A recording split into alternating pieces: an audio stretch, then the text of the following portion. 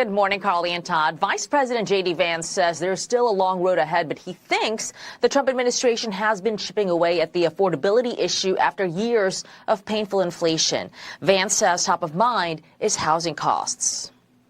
Under the Biden administration, the price of a new home literally doubled in 4 years. It went up 100%. Under the Trump administration, housing and rent prices are up about 1% to 2%. That's actually in line with what you would like to see. So again, we inherited a disaster. We're very mindful of the fact that there's a lot of work to do, but I think that we've made great progress. Data from the National Association of Realtors shows the qualifying income needed to afford a median-priced home has jumped to more than $100,000 in 2024, up from about $85,000 in 2022. Meantime, the median personal income has not caught up. It was about $45,000 in 2024, and about 24% of U.S. households say they live paycheck to paycheck, per the Bank of America Institute. Vance suggests one way to address the crisis. The most important way to fix this affordability crisis is to make people's wages go up. That's how we ultimately chip away at the Biden affordability crisis, is that we make an economy where people can afford to buy the things that they need. Vance also addressed to some extent his 2028 plans, saying he will have a conversation with President Trump about that election cycle. But first, they need to get through the midterms. Here's why the presidential focus, the 2028 focus, I think is bad, is because if you wake up in my job or anybody else's job asking yourself, what's good for my future a few years down the road, you're not going to do a good job right now. Vance says he's also been asked whether he sees Secretary of State Marco Rubio as a potential rival in 2028. Vance dismissed the notion, saying both of them would be entitled to run. A new story has broke. We need to cover. Divert power to the thumb drive and load the meme cannons. Jerry, those memes better be good. They're as good as they're gonna get, boss. Danny, full power on the reactor core. I am giving it all she got, Captain. The thumb drive is ready, sir. Jamie, add Elon Musk.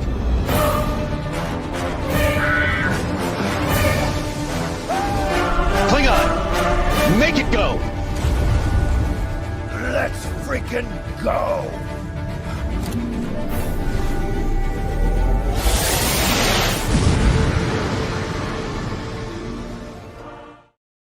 It's literally our morning. Jerry, the meme is literally the morning, like what we've been doing all morning long. I'm yelling at Jamie about the cover image. ALX is throwing the show together. Klein's just redlining. I come in here with I get in because we got in at 1 a.m. last night after the speech. I come into the studio with just a few minutes ahead of the show. Klein has nothing loaded. We're just raging and getting it all going. Whatever. You know what? You'll be sad when it's over, won't you? You'll be sad. You'll be sad when it's boring, won't it? Won't you be sad? That's right. This is just the way that we rock and roll. This is, you nailed it, Jerry. You nailed it. You literally perfectly nailed it. Jamie, I still want the new cover image. Let's rock and roll. Today is Friday, November 14th, 2025, and we are ready for Free for All Friday. Let's freaking go. Tucker Carlson is out with a monster report on Thomas Crooks. Thomas Crooks, the man who changed the history of Western civilization by hitting Trump in the head with a bullet. He intended to kill Donald Trump, but what man intends for evil, God intends for good. And what that ended up doing is actually solidifying all of President Trump's support with Elon Musk, RFK Jr., making Donald Trump a legendary figure, and then vaulting him, I would argue, in a much more aggressive manner into the presidency. Amazing how God works. But it's also amazing how evil works, and we know nothing about Thomas Crooks. And Tucker Carlson has Thomas Crooks's metadata and released it this morning. And it is shocking. And more importantly, it shows that there was a massive cover-up. And why does the federal government cover something up? In order to hide things from you. In order to hide typically their activities or the activities of another nation state from you. This is what happened with Epstein. This is what's happening with Thomas Crooks. This is what happened with 9/11. This is what's happening right now. And Tucker Carlson just blew the freaking doors off of the Thomas Crooks story. There is so much more to learn. Ladies and gentlemen, we are going to cover all of it this morning because we have been obsessive about this story. We went to Butler. We were the only people that went to Butler. We were the only people on the ground in Butler. I've seen the blood splatter from Thomas Crooks's dead body on that rooftop. And I am one of the few men on earth that can say that. And so we are not going to quit. We are thrilled that a whistleblower came to Tucker Carlson and gave him some remarkable evidence this morning about who Thomas Crooks was and what may have happened on that dark day. New bombshell report exposes Comey cover-up of Hillary Clinton investigation. And hot damn, did I just get off the phone with a very close DOJ source and expect a lot more from this, ladies and gentlemen. The Trump administration is just about ready to drop the bombshell of all bombshells. Hot damn. Don't want to get ahead of myself, but here we go. Tim Burchett joins the show, along with what I believe will be a number of other guests. But we are whipping the show. We were whipping the show together. Changed everything because Tucker dropped his expose just minutes ago, and we are going to cover all of it right now. My name is Benny Johnson, and this is The Benny Show. For quick breaking news, we are constantly and always live. You've seen a couple of technical errors this week. We will never not be truly live, and we'll always cover the news as it happens. Breaking news, we want to make sure that we are building a live show for you. There's a lot of people that do a lot of different mediums, and we believe that there's important room in the internet for something that is real and live and actionable right now. Patriot Mobile keeps us connected and keeps us locked in for these moments. Moments when when I am like burning rubber to the studio and we are whipping the show together because something big just broke. You've seen it happen before. It's the reason why we were one of the only creators, and inexplicably, live for like 12 straight hours on election night. Ladies and gentlemen, Patriot Mobile is the backbone of the company because they keep us connected. They can keep you connected and locked in to the world around you. They're also a Christian conservative company that believes in free speech, and that's very important on your cell phone provider. PatriotMobile.com/Benny. Call 972-PATRIOT and use the promo code Benny for a free month of service. That's PatriotMobile.com/Benny. 972-PATRIOT. PatriotMobile.com/Benny. Just really quickly off the top of the dome.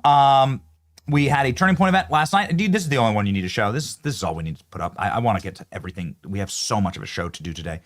And I just cannot express enough how thankful we are to the hundreds of students that showed up last night. Absolutely packed out, and such a dynamic audience. Great questions with Byron Donalds. A huge, can you click on the photo, please? A huge event that was just like really great to just vibe with the students. This is at University of Florida, a place called Gainesville. We had Byron Donalds on stage, and we just took questions for like 2 hours. That's it. Stop lecturing these kids. Stop barking at them. Stop treating them like they're dumb. Why don't we listen to them? This is what Charlie did, and it was majestic. His capacity to actually lock in and listen and pray, frankly, with some of the students. And we did prayer last night. One of the students came up to me and just wanted to pray over us and with us. It's just our great and distinct honor. And, you know, I did a lot of FaceTimes with a lot of moms last night. I don't know how to explain that other than to just tell you about this. We have a lot of important news to get to today, but like there's a phenomenon now where kids are coming up to me with their phones and they're like, "Hey, I got my mom here on FaceTime. Can you talk to my mom or my dad?" You know what? We got multi-generational appeal here. So we were happy to do it to all the moms last night who got a what's up from us. Byron Donalds was very, very strong. They're coming after Byron Donalds for some old clip about H-1Bs. Byron Donalds, like straight up, is like net zero immigration, no H-1Bs, destroy that program. And we can do a lot of work on that on a state level. I'm more confident than ever in this man's ability to lead our great state of Florida. Ladies and gentlemen, the primary isn't until months from now. I think it's in August of 2026. So what's up? But now is the time. Now's the time to like get the energy moving. Expect more tours from us. I would love to see you out on the road. We're going to be going to Clemson next week, actually, and we're going to be doing a lot more on the road. We want to bring this show on the road. We have a lot of partners who we're working with and developing some exciting new projects to go on the road. I don't want to get ahead of myself here, but my dream project, I'll just quite straight up say it. My dream project is I want to go around and do a bunch of fireside chats with the VP. That's what I want. I was able to lock in and chill with JD Vance before I flew down with JD Vance to the Ole Miss event, and not a flex. It's not because I'm so powerful or important. I asked to get an opportunity to just speak on behalf of affordability, homeownership crisis, young people. And that is where my heart is. And I can't wait to talk about Thomas Crooks, so let me just get this out of the way. It is I've said it for years on this program, and I say it to you. It is an immorality. It is indefensible for a generation to close the door on the next generation, to pull the ladder up. It is immoral. You are not a Christian country if you do that. You are not a moral or good people if you do that. I think that's been done, frankly. And it's happened right now. And I have all the available data to prove that. And I don't want to continue that trend. It's awful. The generations, America is a great country because generations give of themselves and sacrifice for those who come after them, for their children. And I do this show and we build all of this. All of this is just for my kids. All of it. So that my kids can have a functional country. Your kids, do you have grandkids? Do you have kids? Do you want kids?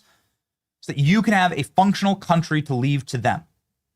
And that can be our legacy, is to reverse that trend of selfishness and bitterness and gimme, gimme, gimme, and taking and actually giving. And so the best way to do that is to sit with Gen Z, Gen Alpha, and the younger generations. I'm a millennial, and to sit with these generations and to listen to their concerns and then to take those concerns into the halls of power.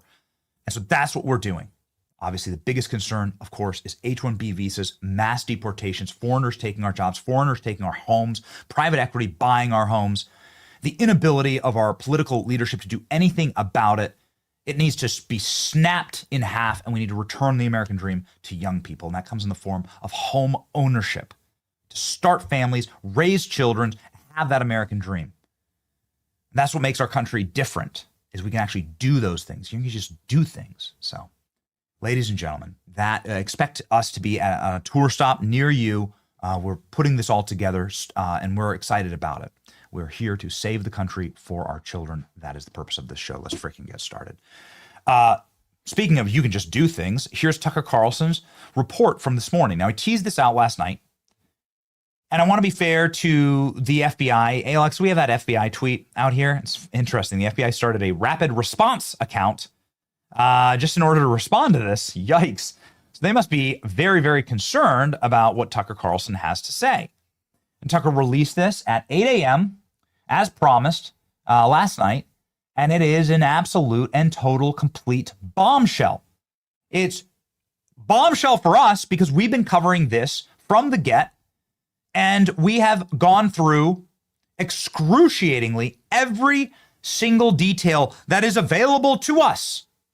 So let me just give you a really quick build up to where we were in order for Tucker Carlson to do this report. Because what Tucker gets access to is all of Matthew Thomas Crooks's comments and some of the metadata from his Google Drive. So all of his comments on various social media platforms that really give you an insight into who Thomas Crooks was, and something very dark that happened to him.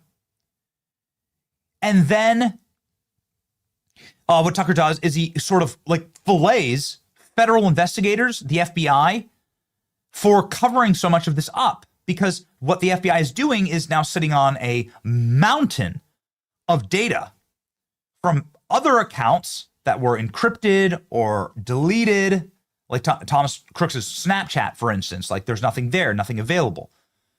There was a absolute wipe clean operation here that is extremely strange on a digital perspective and a physical perspective. Let's not get ahead of ourselves. Let's start from where we were before this report dropped to build up to Tucker's new revelations and allegations and questions. So where we were up to this point, and do we have some of our documentary footage in there? Maybe you can just play that. Just do that as a play beside. Where we were up to this point, and in some part thanks to you, the chat.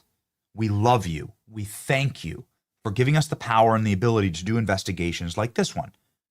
Within a week of President Trump getting a bullet through his head and the death of Corey Compantor and the shooting of other members of the MAGA movement, we were able to get on a rooftop in Butler and investigate ourselves. We brought our cameras to Butler and we saw something absolutely and totally chilling. We saw nothing. Do you understand?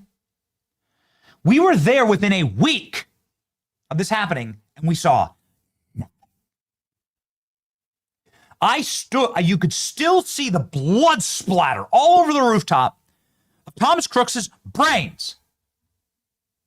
We went there, of course, with Navy SEALs and military veterans who've been on battlefields. Corey Mills and Eli Crane, 2 members of Congress. And we did a full-scale investigation. Everything was gone. Now, I know murder scenes. Why do I know them? Because I lived in Washington, D.C., the murder capital of America, at the height of the worst murder spree in D.C. history. And I literally witnessed murders. I heard them. They are on my Ring camera on my block, and I saw the police response to them. What police would do in these murders, which were just like gangbangers, right? Druggies, junkies, gangbangers shooting each other. What police would do is they would lock down the blocks for days sometimes. Days. This is for your average junkie, your average druggie. Like whatever, all human life is precious. That is something that's so important for Christians. We are all created in the image of God. I'm not saying that someone's life is worth more. What I am saying is from a law enforcement perspective, clearly the shooting of a president in the head merits an absolute and total lockdown of the would-be murder scene and murder scene of Corey Compantor. Everything preserved, all available data, trapped, encased in glass.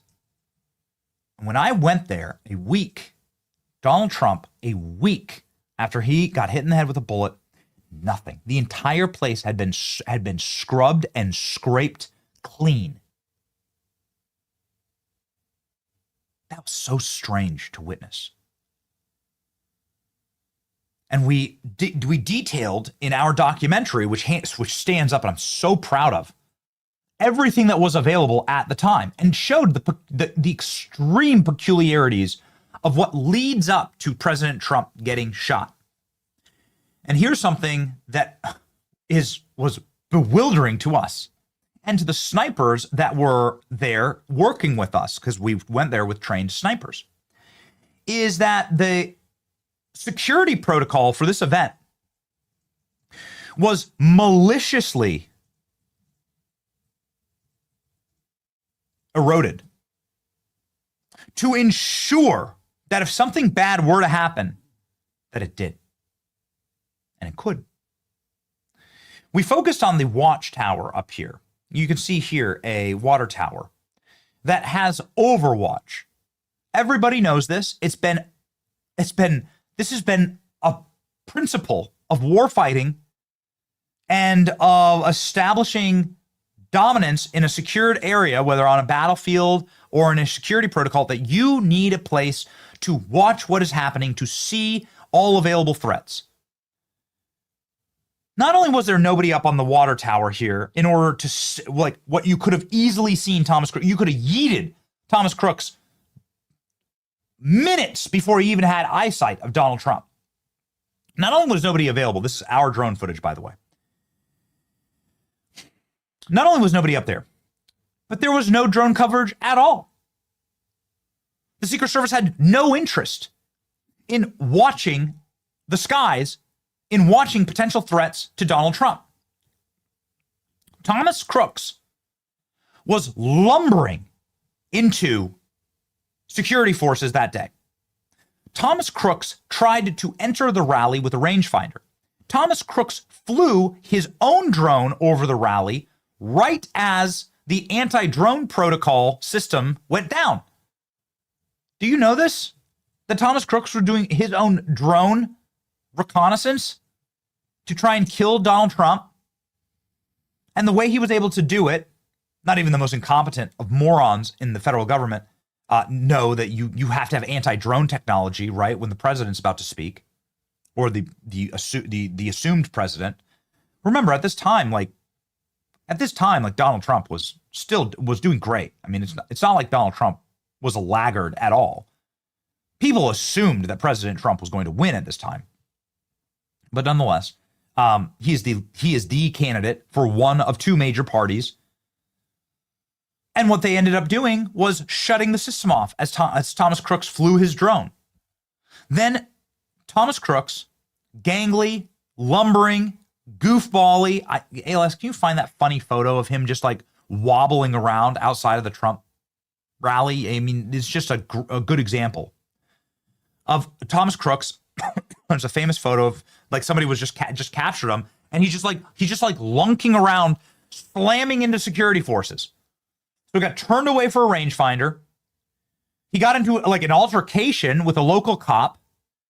He got put a mark on him by the police. They were trailing him and his strange black backpack. Then he climbs up on top of the radiator. We actually went and saw it. You could see his footprints. I looked at the man's footprints on the air conditioning unit. Thomas Crooks lumbers up onto the rooftop. There you go. Perfect. Thank you. Here he is. There's Thomas Crooks. There you go. So it was like really trying, like Thomas Crooks really trying to like, really secretive there. He might as well be in a ghillie suit, like a real proper trained to fly under the radar. This is, of course, Thomas Crooks getting turned away from security after they spotted him with a rangefinder, a drone, trying to get into the rally. He'd been marked by local law enforcement and still was able to climb up. Here's a photo of it right before. Was able to climb up onto the rooftop. And then, amazingly, when he was on the rooftop, there was a sniper position that would have easily been able to take out Thomas Crooks. Both those snipers got recalled. Why the hell did that happen? The official story is that they got locked out of the building. Well, who controlled the key cards to the building? How the hell did the local sniper team not have Overwatch? Even if they weren't up in the water tower, why didn't they see Tom? They were sitting there right in a window. I know we have the footage buried somewhere. But they were sitting there right in the Eli Crane footage. They were sitting there right in a window where they could have seen Thomas Crooks. They could have taken him out. You know, people were on the ground looking up at Thomas Crooks, filming him, saying, there's a sniper on the roof. That's how obvious this all was. This is what an obvious op it all was. So many concurrent miracles had to occur for Thomas Crooks to be able to get those shots off. 100 miracles had to occur in sequence for Thomas Crooks to be able to actually fire his weapon and not get killed on his way or arrested, which is presumably what should have happened. This is such a damning video. This is the video of where the sniper's nest was on the rooftop that would have clearly shown. There it is, right there. There we go. This is the video where the local police had a sniper position that could have yeeted Thomas Crooks. Get me the video from the ground. I want the video from the ground. This is my Zapruder film, guys. I want the video from the ground from the people filming Thomas Crooks. You can see him, because I've been up on this roof. You can see him walking over this kind of, this hallway section here, this sort of middle div right before the roof line. That easement, you could see him like falling and like, and again, like he's not a particularly athletic person. Just kind of like lumbering through it. People were filming it from the ground. Do you have that, Klein? When you have it, throw it up. You could see, like right here, there was a sniper. This is the sniper position. Both these local cops would have been able to absolutely end Thomas Crooks. Plenty of time to eliminate the threat. Listen to this. Listen. Someone's on top of the roof. Look. So this is Trump talking. Listen to this. They'll never show you this. Yeah, someone's on top of the roof. Look. There he is right there. Right there. See him? He's laying down. See him? Yeah, he's laying down. Instead, I'm here with you fighting like hell to get a Senate. What's happening? And to make sure we take back the White House, because if we do, we're going to make America better than ever before. We're going to make Hundreds of people were there filming Thomas Crooks. Look at him. Look at that. Look at that right there. Look at him. Look at this. What I'm saying is that,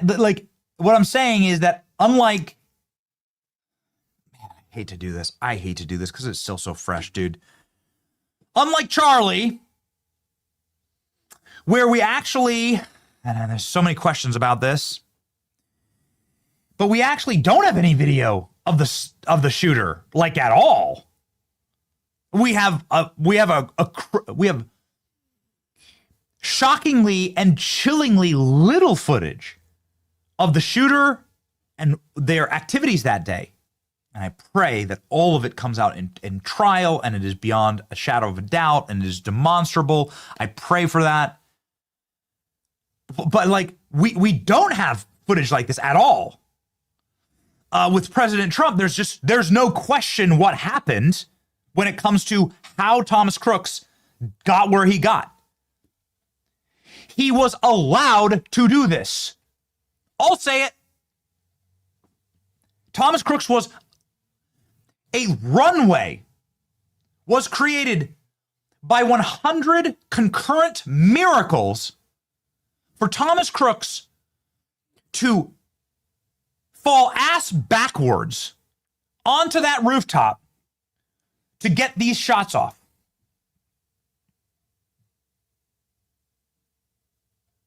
And here he is, ladies and gentlemen. Look at the number of people. Look at the number of people. Dozens? Hundreds, maybe? That just saw the shooter.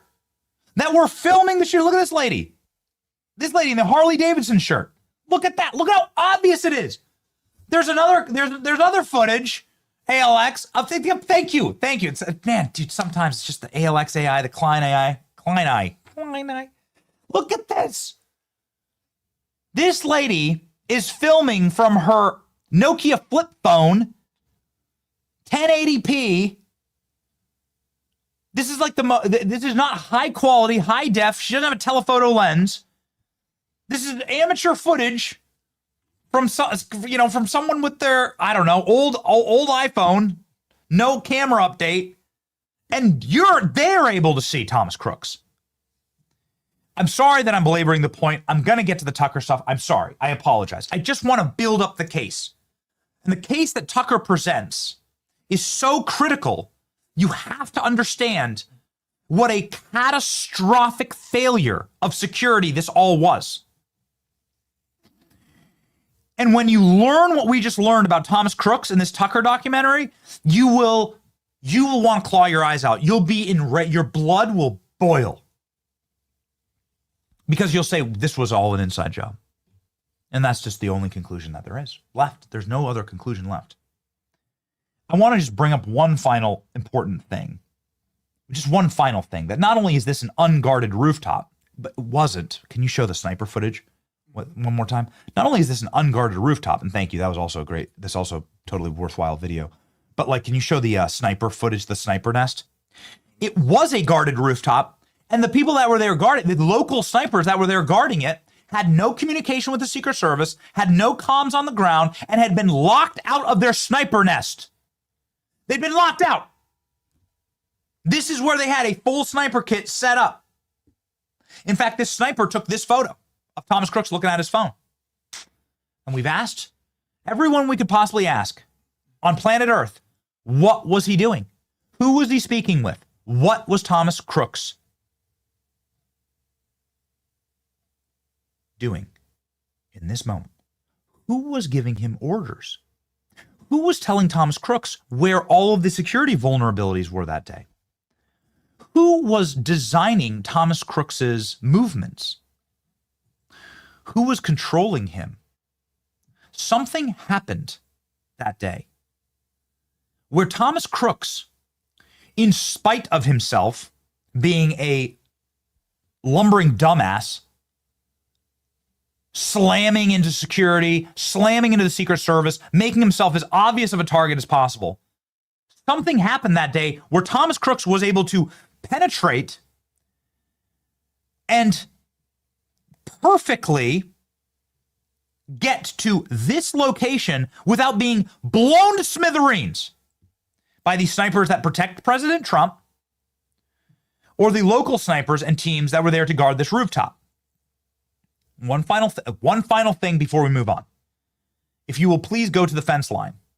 Go to maybe maybe that footage of me there from the fence line, because I went there, right? Okay, so here I am talking about the rooftop, and I want to show you guys something.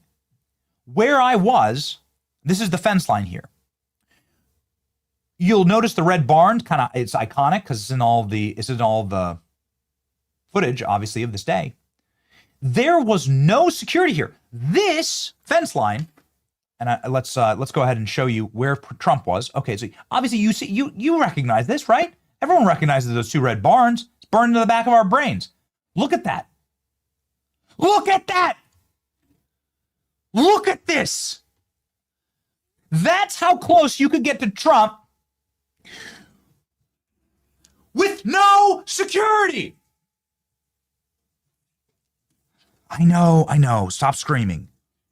But it still makes my blood boil.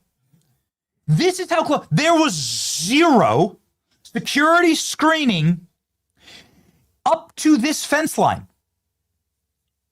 Let me prove it to you. Here is some of the footage from the people, and either the Fox footage or the amateur footage. Here's some of the footage of people there with their coolers and their lawn chairs. They were there to see Trump. And they just rolled in. Yeti, full of Coors Light. Freaking sounds like an awesome afternoon, and I don't blame them for it. It's a great afternoon. And you don't have to stand in any security line. They don't have to be touched by Secret Service. They can just park their car in the ditch, and they can just roll up to that fence line with no security, with nobody checking what they were bringing. They could have been bringing IEDs. They could have been bringing a rocket-propelled grenade. They could have been bringing a sniper rifle. They could have been wheeling C4. They could have brought a bag of grenades. They could have brought deadly weapons that I'm sure I don't even know about that are available right now, that are classified, that are the most dangerous weapons on Earth. They could have brought it right up to that fence line. Let's go ahead and watch. Right there. This is the perfect freeze frame right there. There's the famous American flag. There's President Trump. Obviously, President Trump is right under that American flag. Look at all the people standing along the fence line. None of them were vetted. None of those people were vetted. Not a single one of them touched a security perimeter or protocol.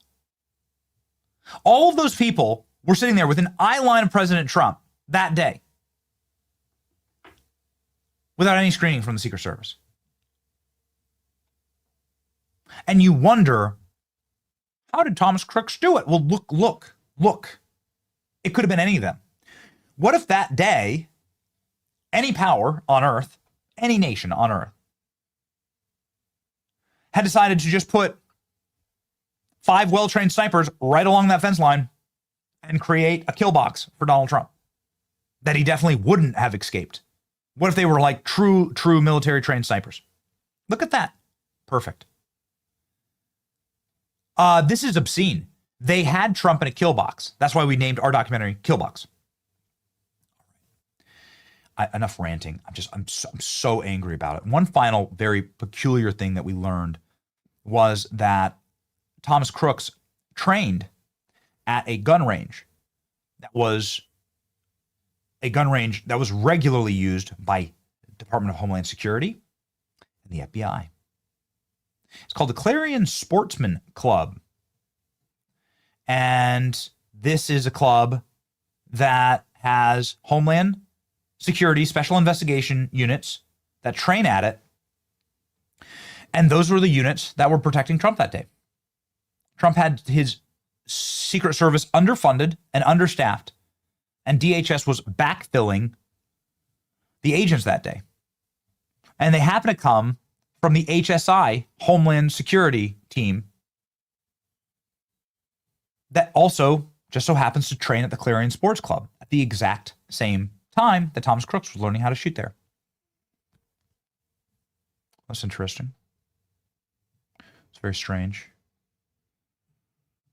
You can actually see Thomas Crooks on the same line as DHS. Would you look at that?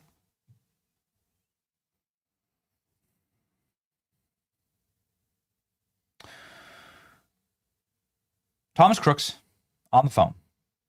Then one of the most chilling photos I think ever taken from a sniper that was eventually locked out of his sniper position so Thomas Crooks could get to the kill box. Who was speaking to Thomas Crooks? We finally have some evidence of who Thomas Crooks was online.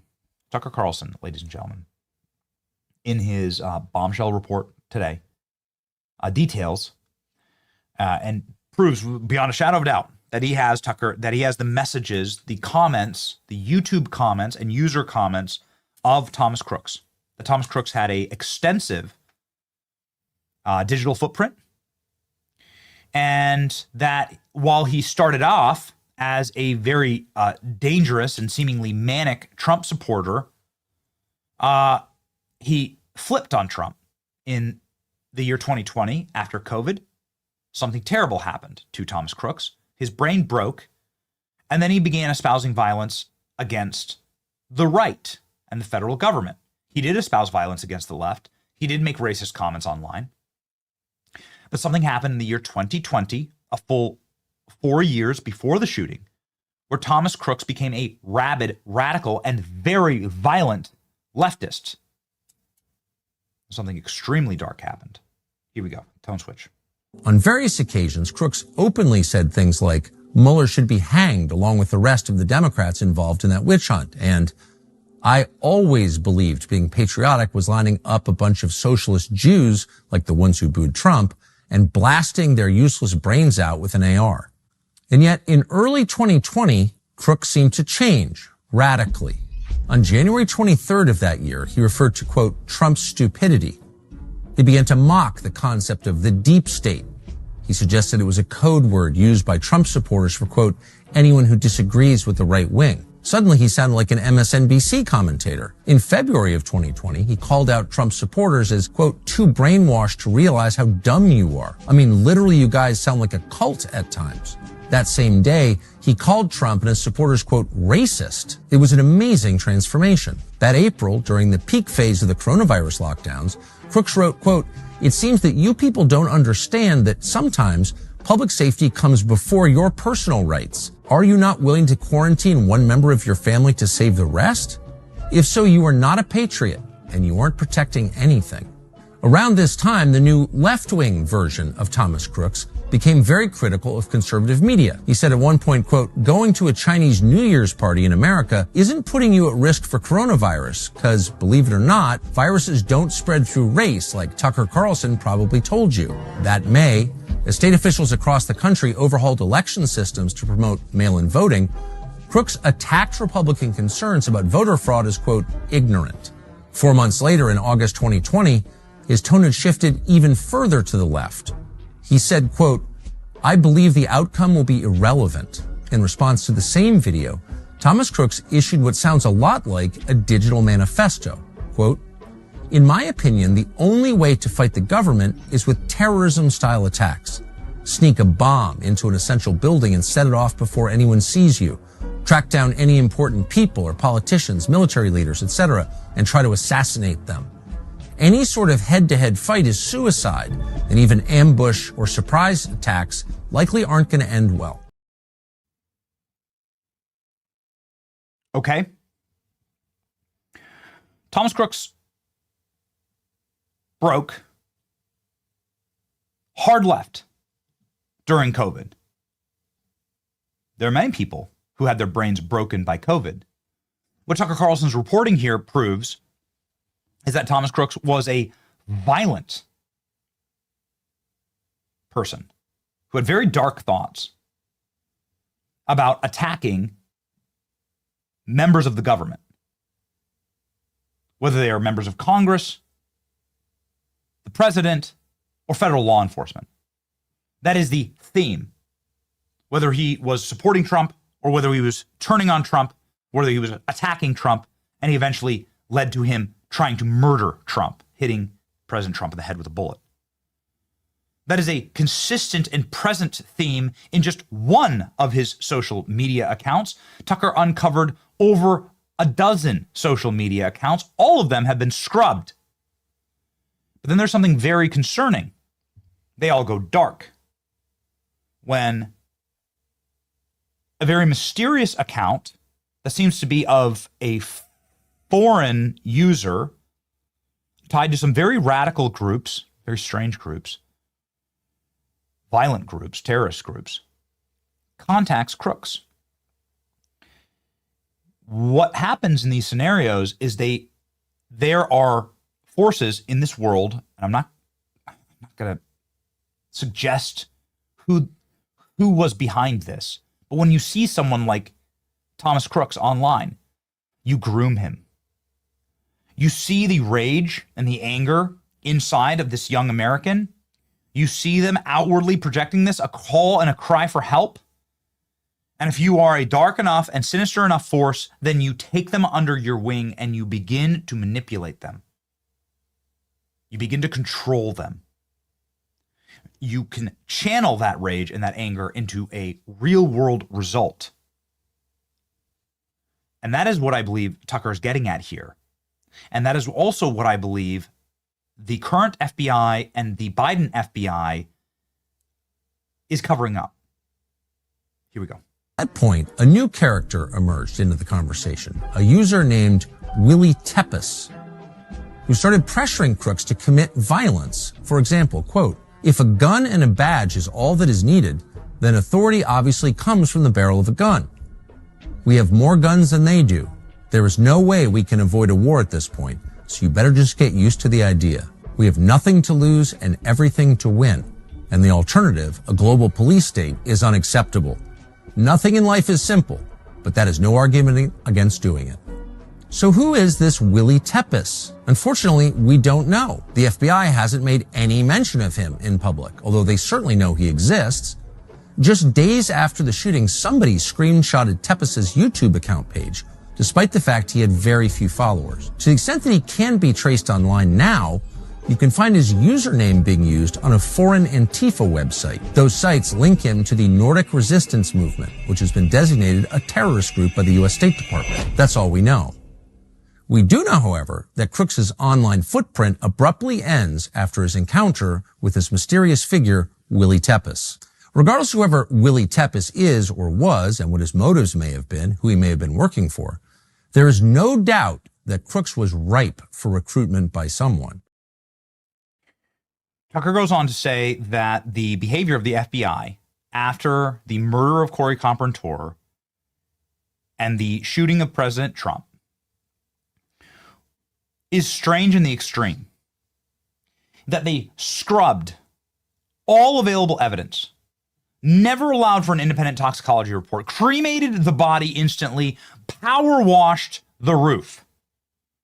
They accessed Thomas Crooks's phone. Almost immediately, we're able to get inside of it, and we're able to uncover a treasure trove of messages, documents, searches,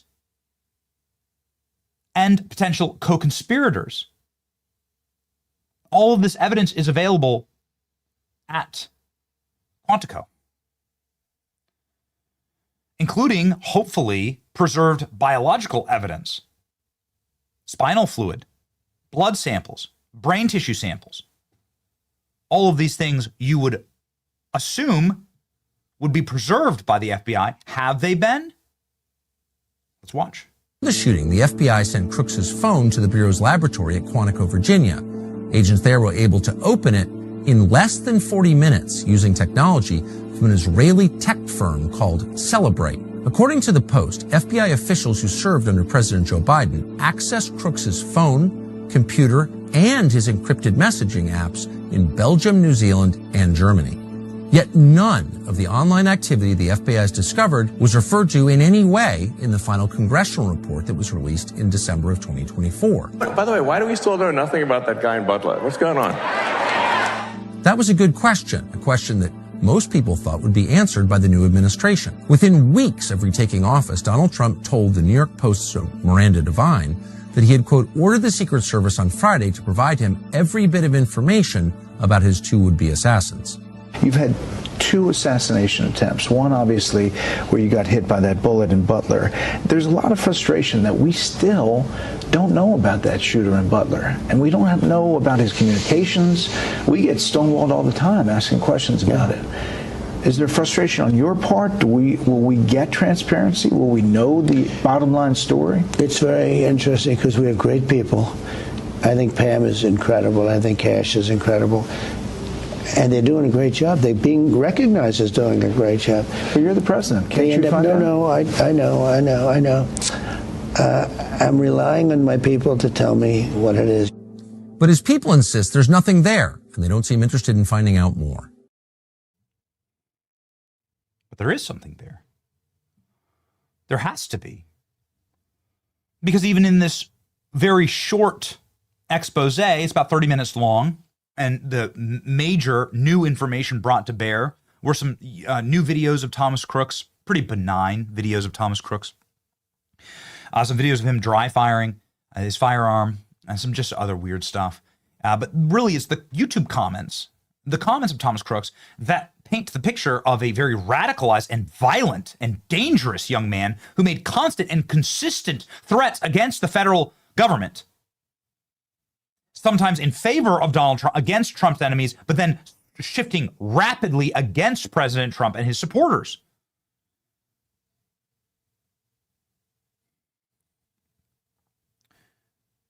And then the FBI lies. That's what's so remarkable about all of this, and why Cash and Dan must act on revealing who Thomas Crooks truly was. Because the FBI went before Congress, and the former assistant director of the FBI said that Thomas Matthew Crooks was a right-wing radical. Christopher Wray went before Congress and questioned whether Donald Trump was even shot at all.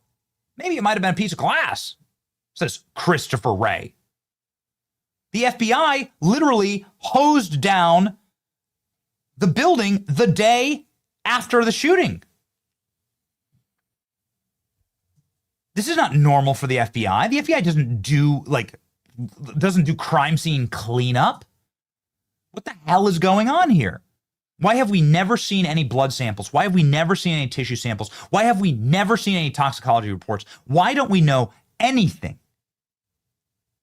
about Matthew Thomas Crooks, what drugs he was on, who was controlling him, what was inside of those devices? Who was he talking to before he shot Trump?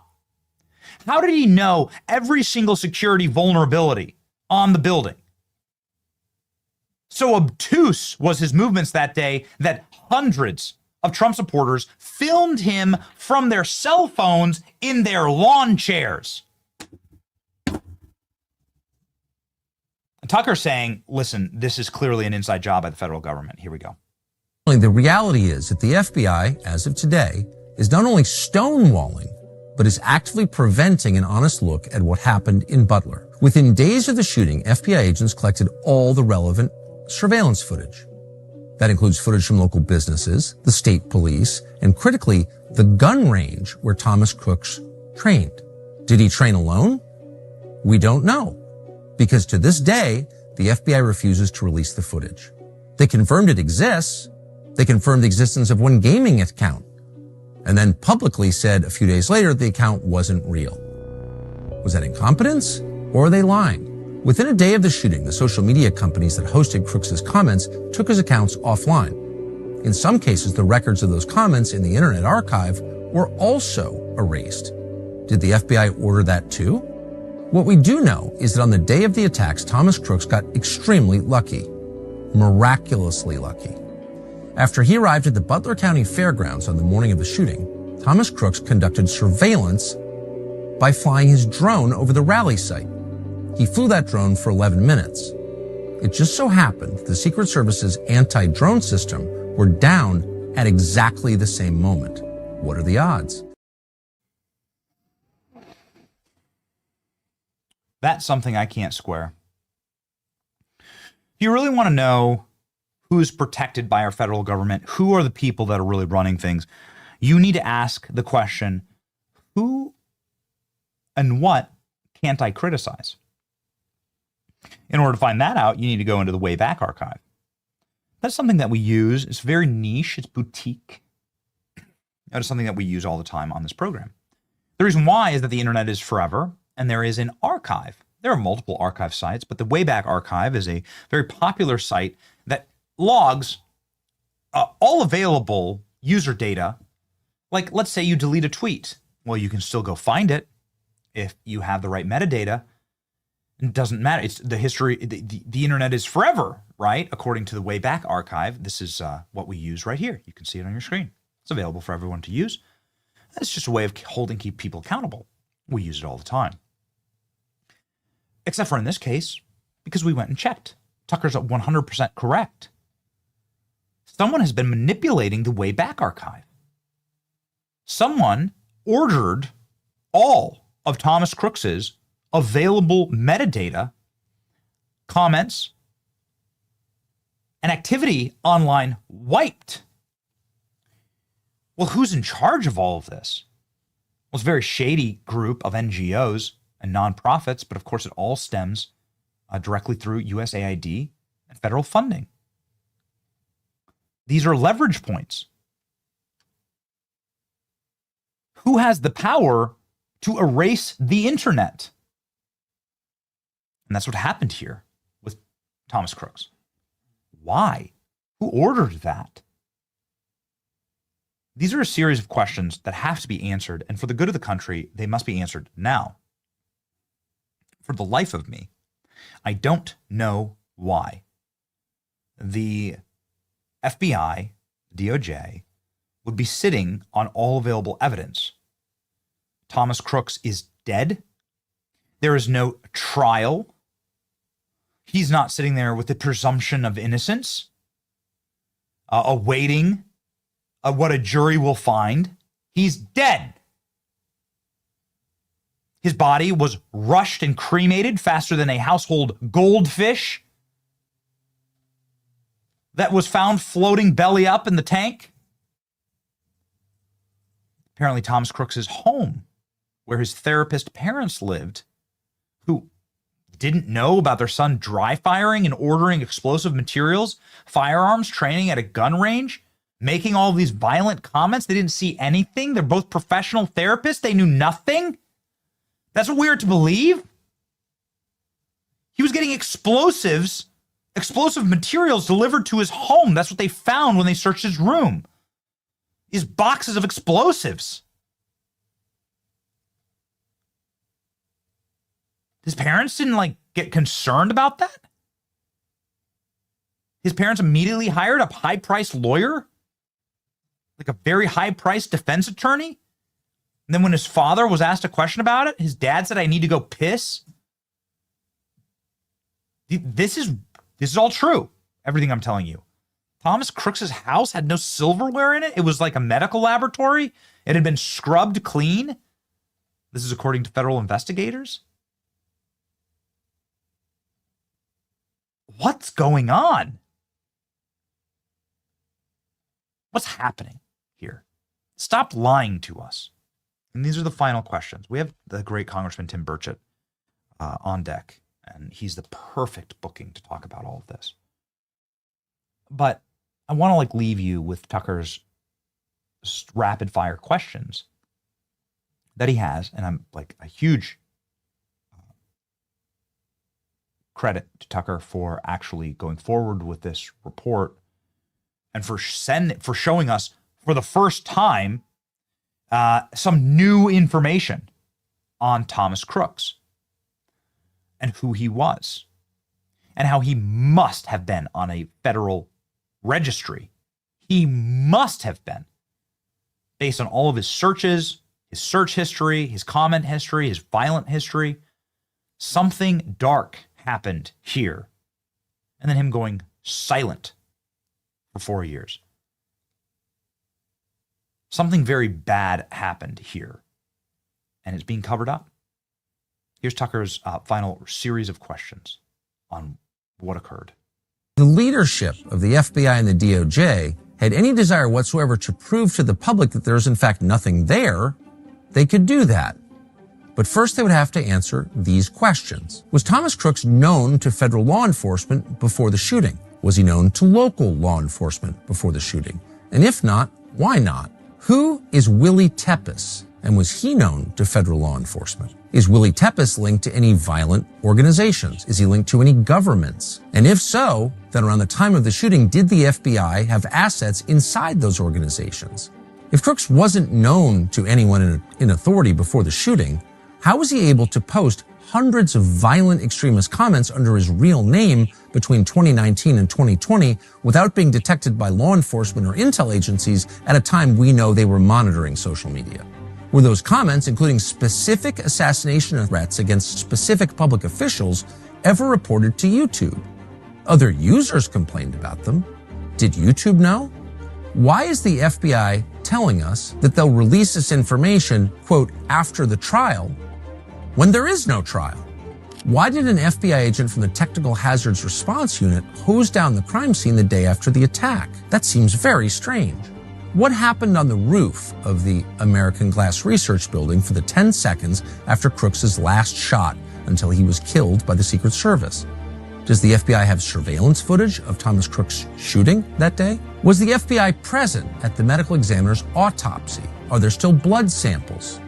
Can they be examined by outside authorities? When Congress demanded the autopsy, did the FBI restrict what the examiner could tell the Congress? When the FBI cleared the coroner to release Crooks' body for cremation, did they keep tissue samples, brain tissue samples, spinal cord samples, or spinal fluid samples? Law enforcement sources told us that in a typical investigation in a crime of this nature, it would be normal to preserve all of that, those samples. If the FBI didn't, why not? And who made that decision to destroy what could be critical evidence in an attempted murder case? FBI agents went to the same gun range that Thomas Crooks was using. Who were those agents, and did any of them at any time have any contact with Thomas Crooks? Who did he train with exactly, and why can't we know? Was Thomas Crooks taking drugs that might have turned up on the toxicology report, but that weren't listed somehow? On what date specifically did FBI agents stop investigating Thomas Crooks' online presence? Why did the former deputy director of the FBI, Paul Abate, suggest to Congress that Crooks was a right-winger when he clearly wasn't? Was the FBI aware of Crooks' public comments before the shooting, many of which are openly violent, that included specific assassination attempts involving public officials? Who was Thomas Crooks in communication with in the days before the attack? What does his burner phone show? And in fact, why did he have a burner phone and encrypted foreign email accounts? Who are the government officials trying to link Iran to the shooting? Why did the FBI suggest that he had no digital footprint in the first place when the FBI had a great deal of evidence, hundreds and hundreds of comments from his digital activity? And what's on the other dozen accounts that the FBI clearly had access to? How long had Thomas Crooks been planning to commit an assassination. If there's nothing there, if they tell you this is just a lone nut who gave no indication he might do this, then what is stopping the FBI from at least giving the facts to Congress? Again, ladies and gentlemen, Tucker Carlson's full investigation is 30 minutes long. We've gone into our own version of explaining what we saw when we were in Butler and sort of tying in our investigations with Tucker's, and we have the exact same questions, ladies and gentlemen. It's been a wild morning. Blackout Coffee's been there for us, and we'll be there through our next guest, which is Tim Burchett, the great congressman from Tennessee. Ladies and gentlemen, it's been, we got in last night. I got to bed at about 2 a.m., wake up this morning. This report hits me directly in the face, and we are rip-roaring thanks to our Blackout Coffee. It's keeping us caffeinated and strong. Blackout Coffee is for hard-working Americans with American values that like coffee, that tastes like coffee. Go to drinkblackoutcoffee.com/Benny. That's blackoutcoffee.com/Benny. Use code Benny for 20% off your first order. Support the American dream and drink Blackout. I'm telling you guys, hard work, grit, and the American dream is built on caffeine. And some would say nicotine, but I'm not into that. So I'll take the caffeine myself. And ladies and gentlemen, now some caffeine for our show. A man who's always spitting, and I'm sure has plenty to say on all of this, the great Congressman Tim Burchett from Tennessee.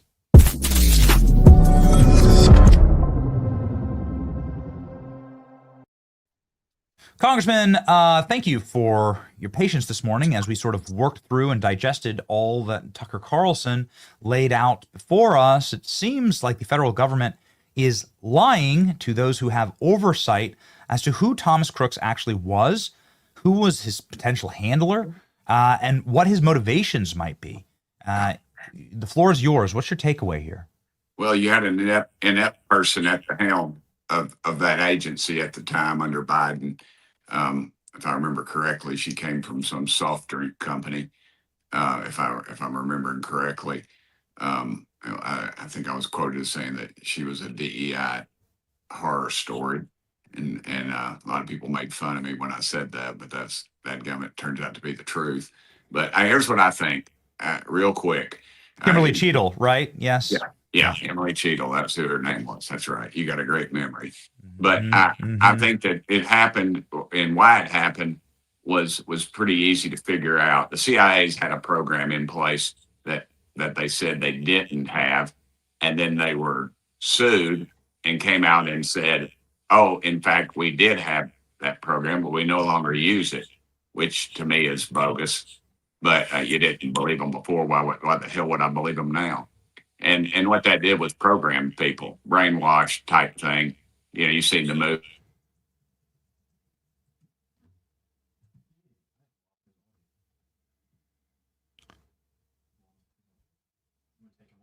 Guys, producers, grab Burchett. Tell him for some reason the audio's off. We got to get that. Sorry, he was cooking there. Stop it. I'm just going to wait. We're just going to wait for the great Tim Burchett. Producers, grab him. Test that audio. Every single time that somebody is talking about something having to do with CIA or some type of sinister plot for the government, the feed goes down like that. So I don't know why we lost Tim Burchett's audio, but boys, get him locked in. And we'll jump right back into what I believe was going to be an MK Ultra conversation.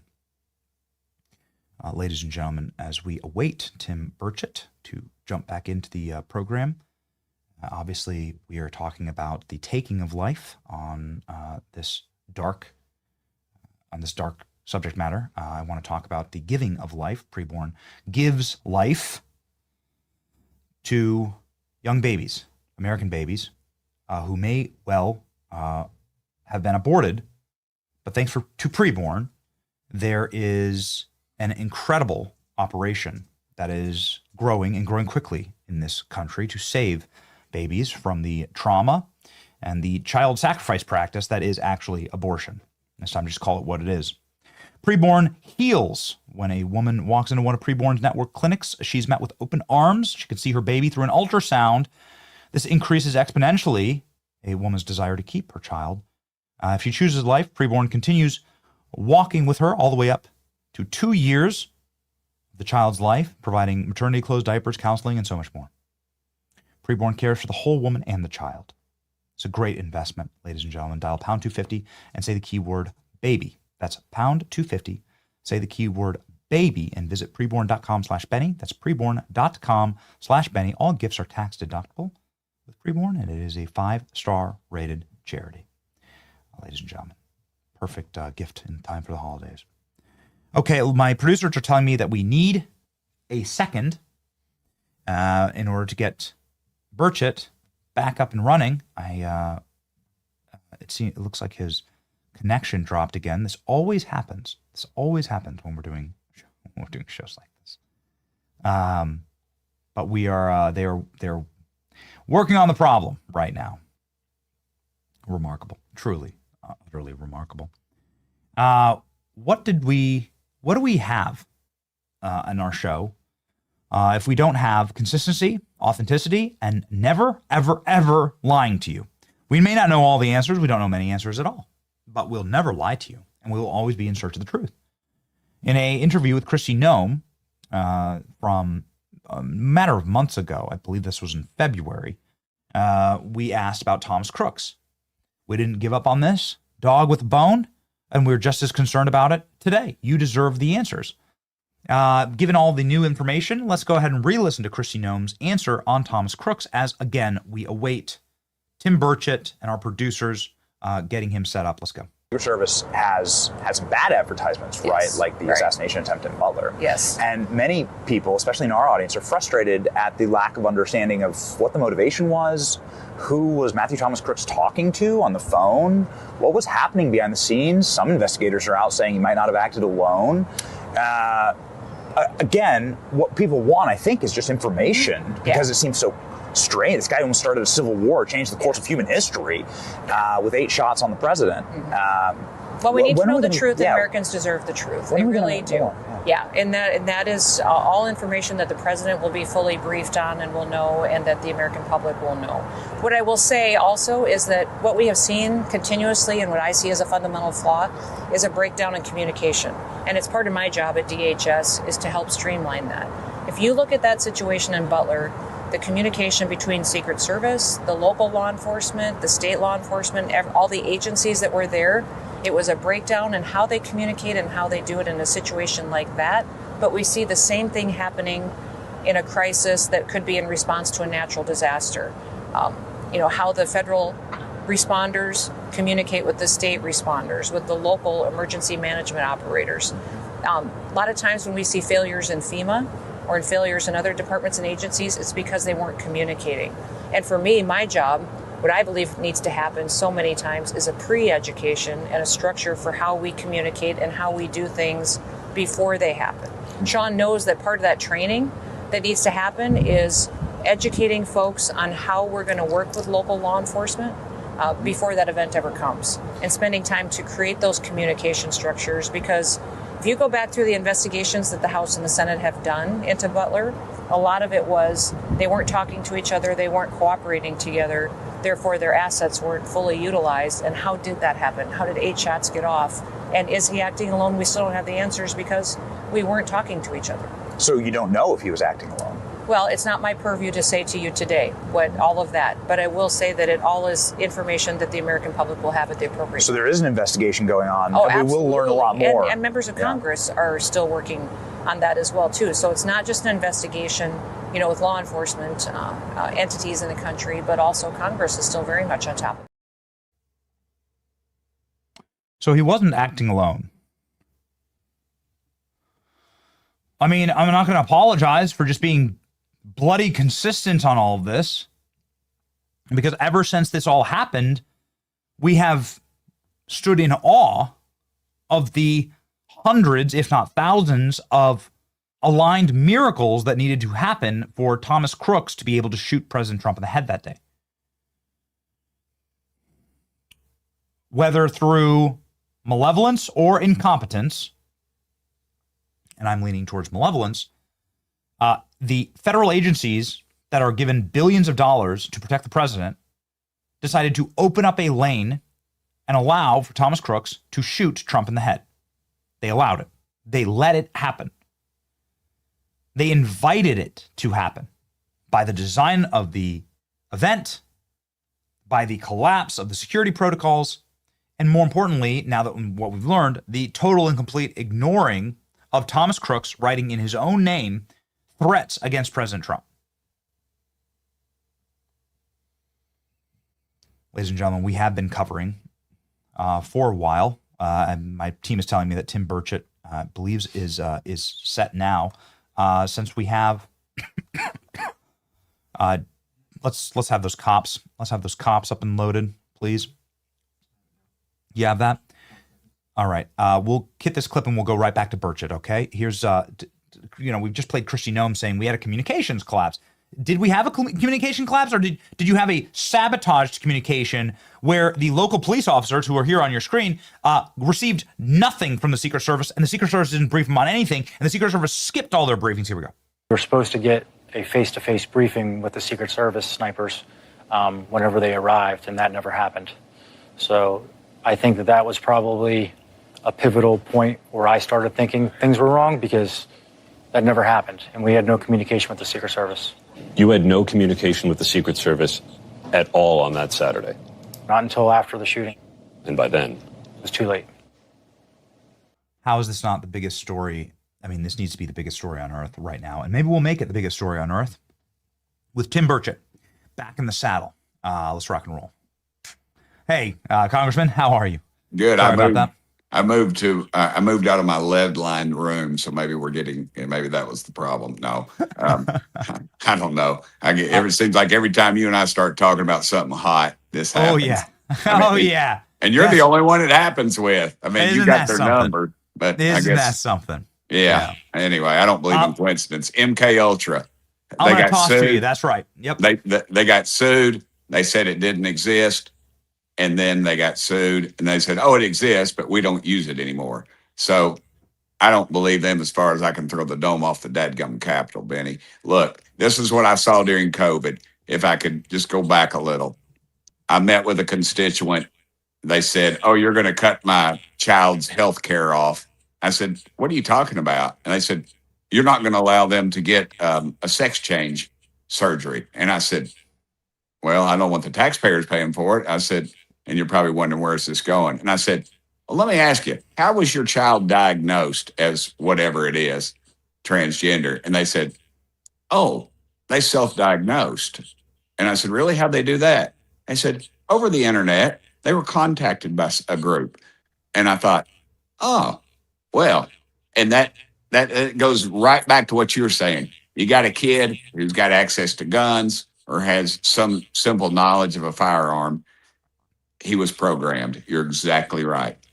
They programmed this kid, and Kristi Noem and Cash and Bongino and the rest are reporting the facts as they know them. The facts have been buried or burned, or whoever knew is either sitting on a beach somewhere and enjoying a fruity drink, or they're dead. I would suggest they're probably dead. And this is what happens. You claim it doesn't. They label me and you conspiracy theorists, but this is exactly what we see happen. And it happens in Washington. It's happening now. It's too deep. It is. And that's why I said, I wish they could go in and just fire everybody and then just start back. But you can't do that because of security. You're going to fire some good people that are clearly have their thumb in the dike on terrorists or what have you. And that's where we're at. That's why Cash Patel and Bongino are having such a hard time. Kristi Noem, either way, I don't give a rip either way. But I think at their level, that's what's happened. And that's I don't care. You can call me a lunatic, but when the CIA says this thing, we don't have this thing, and then their asses are brought into a court of law and they say, well, we have it, but we don't use it anymore. Apparently somebody's using it. They know to contact these people. If you look at the Muslim radicals and how they recruited them, you remember they had the American Taliban or whatever, that kid they caught, and nobody talks about that anymore. Nobody even remembers it. I think his parents were Americans. They went to the Greek church or something. That kid was programmed. And you're right. They washed the crime scene. I live in Knoxville, Tennessee, brother. If there's a murder out here, our sheriff's department's got that thing blocked off. They got a tarp over it, and they've got it cleared. Nobody can get up on it. Nobody can contaminate the crime scene. This is Knox County Sheriff's Department and the city of Knoxville Police. And I guarantee you, my Blount County Sheriff's Department, Sheriff Wrong, all those people always close off the crime scene. This is casebook. And also one other thing, I sponsored some legislation dealing with cremation, so I know a little bit about when they bring a body in. There are probably laws in that state that they violated because they cremated that kid, I think, pretty quick, if I'm not correct. If you might, yes, 11 days. Yes. Okay. And if there was an investigation going on, there's probably something in the law that says you cannot dispose of the body. And I think you're right. I think all of it was washed, it was planned, and we just got lucky. I'm very close. I'm related to a Marine sniper. And I called him after that. I said, "What do you think?" And he said, "Tim, I could have made that shot with iron sights, without a scope, with all that stuff. We just got damn lucky." God shined his favor upon us that day. If you don't believe that, I mean, the Bible talks about God knows if a sparrow falls from the sky or how many hairs are on your head. Dadgum, I believe it.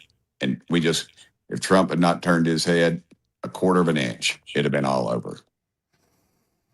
Yeah, what man intends for evil, God intends for good, and I believe that, and that's how we started the show, but it still doesn't really explain the activity of the federal government that day, they're corrupt. We shouldn't have to. Yeah, that's exactly. We shouldn't have to depend on the miracles of our Lord and Savior moving a bullet in time and space in order, 1 centimeter more, and Trump's dead, and he's dead on a live stream for the world to see, in a message that I personally believe, Congressman, they wanted to send that message. That was the message. That was the message, and they were sending it clearly.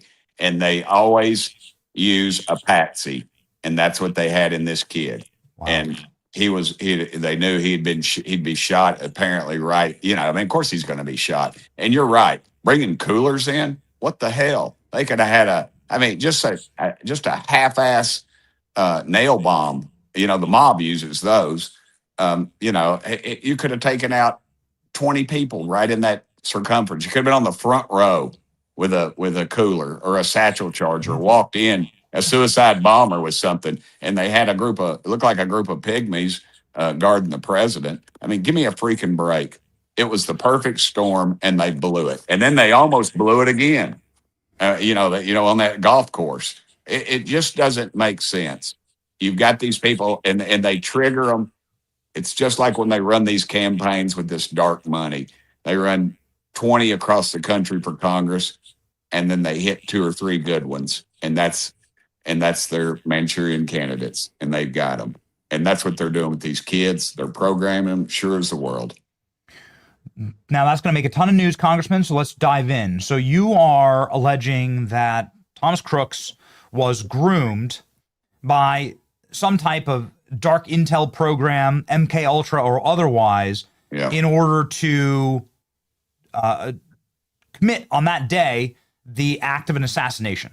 I think so. I've said that all along. I've said that, and I'm glad somebody with Tucker's credibility, his ability to, and this my dog snores over there. Sorry for that. With his credibility has brought it out, because I yell this stuff all the time, and people just, it's just birching. But look at the history. Look at where we're at in this country. Look at the deep state, the sewer as it is, and it's disgusting. And this is what happens, dude, when 12% of the population goes to the polls. They know we're so vulnerable, and we have very, very few people in the lineup that could do the damage to them like Trump. Trump's right. They're not after him. They're after us. He's just standing in the way. So these are really powerful allegations from a member of Congress. Clearly, there would have to be some major answers to this that are available. There never will be. There never will be. There never will be, because the people in charge are great patriots, no question. I mean, I know Cash sort of, but Bongino I consider a friend. But you can just see the frustration in their faces just because of I feel like the lack of support they get, because, once they get there, I mean, the files have been destroyed. You'll never find this stuff out. It's like Kennedy. I mean, we're just now finding out stuff about Kennedy through the hearing. And guess what? Nobody gives a rip. Nobody gives a rip. That should have, the hearing we had on Kennedy that Representative Luna helped orchestrate. She does her dadgum research, man. And I asked some tough questions. I asked the physician, and he said, yes, definitely two different entry wounds and exit wounds. Didn't even make the news. And this is what'll happen with this. This is already over. You will never get the answers.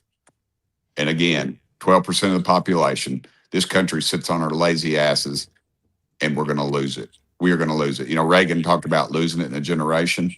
We could lose it in a few days. I remember my dad, an old World War II Marine, when the elections were going bad one night. He said, buddy, let me say the prayer. And I looked over at him. I said, wow, freaking United States Marine fought in the Pacific during the Second World War. The worst Peleliu, Okinawa, worst combat of anybody, saw horrible things. His heart was breaking. And he said this simple prayer. He said, Lord, please don't let us lose our country. Amen. And I thought, I registered that in my brain, and it still brings tears to my eyes, because that is where we're at, because this country is lazy. We're sitting on our asses, and we're going to let them take our country. And I'm not talking about armed insurrection by a bunch of conservative folks that they always say. I'm talking about getting to the dadgum polls, getting to church, standing up for what's right in this dadgum country. Quit allowing these gutless preachers to quit preaching the gospel.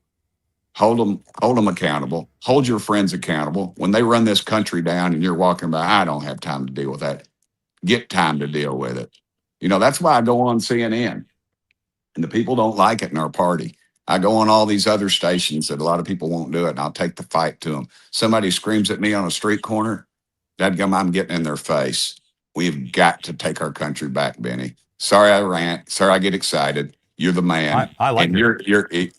I like your street videos. I love your street videos. I like the knocks on the guy's mom's basement, and his hot pockets and his hot pockets and his. I made him a national figure, and he hates pizza rolls. Yeah.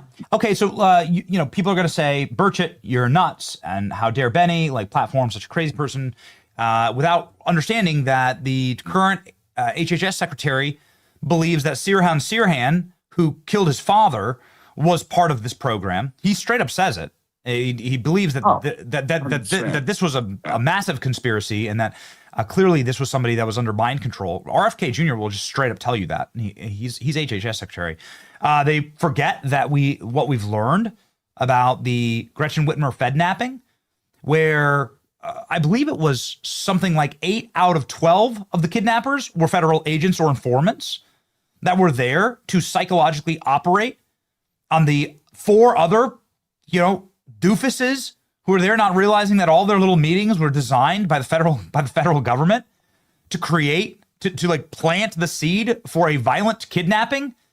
This is what the FBI was actively doing. And that there is a list as long as my arm, Congressman, of the FBI encouraging and or allowing political violence and instigating it in this country.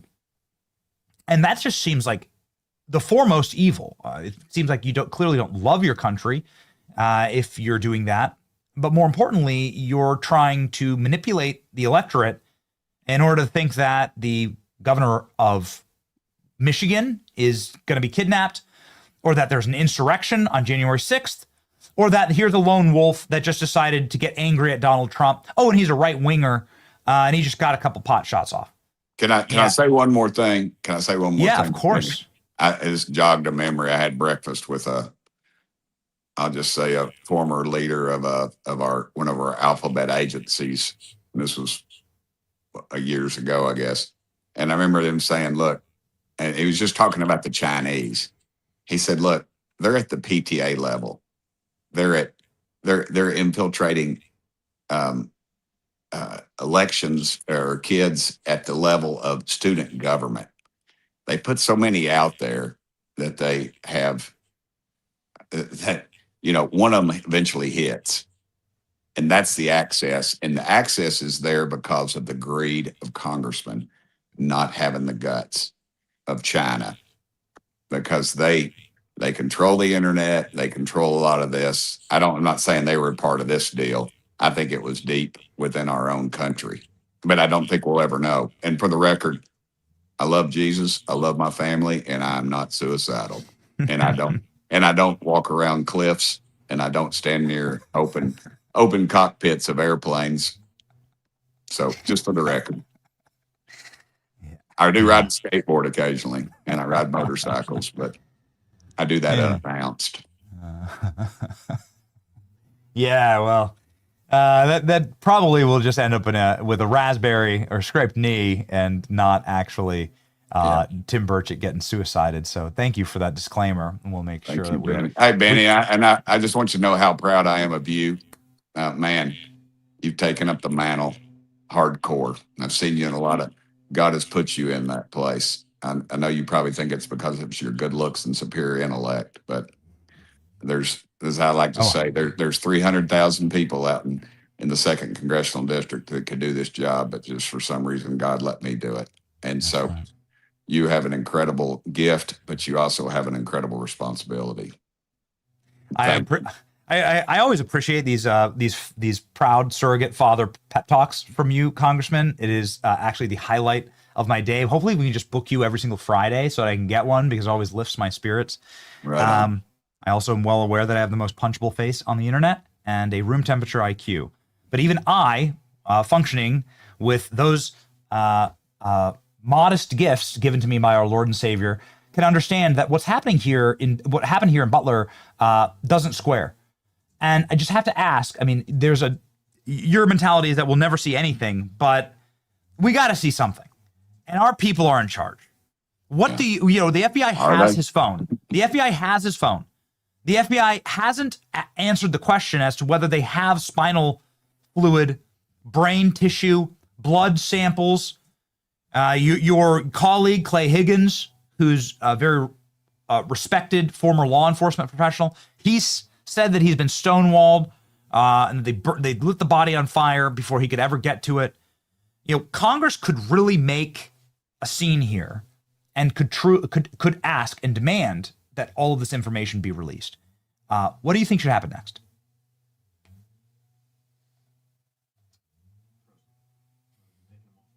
Okay. Ladies and gentlemen, once again, we have a frozen frozen Tim Burchett. I don't know why this is happening today. It always happens in these conversations. Isn't it remarkable? At some point, it's like watching a man in a fedora and a trench coat, smoking a cigarette at the end of a dark alley. And you see that guy on your way out of work, and you see him again at the end of your block when you come home. And then you see him again outside of your kid's daycare. And then you see him again outside of your favorite coffee shop. And you start seeing the same pattern. You start seeing this, and you start getting like a little like your skin starts to crawl, and you're like, who is this? What is this? Is somebody following me? Is something going on? I'm not saying they're trying to make me go insane, but every flipping time, don't curse, Benny, don't curse. Okay. Every flipping time that we start talking about MK Ultra or a CIA program on this show, the guest crashes. Our stream doesn't crash, the guest crashes. Every time that we talk about China's involvement in these kind of like large scale ops, guest crashes. We should make a supercut of these coincidences that happen when we start to talk about this stuff. Goodness. All right. I don't know, boys. I don't know if we effort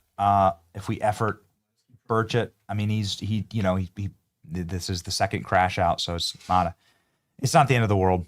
I mean, I think I wanted to get what he wants next. What he wants next to happen. I mean, I guess the final thing that I would want, I mean, the major thing that I would want answered is, why was Trump put in a kill box that day? Because, again, for Thomas Crooks to be able to even get those shots off, so many failures needed to happen all at once. And we're obsessed over this. I mean, I'll straight up tell you, I'm unhealthily obsessed over what happened in Butler, Pennsylvania. And you should be too. Never has there been a more mask-off, bald-faced shriek of evil. And they were sloppy about it.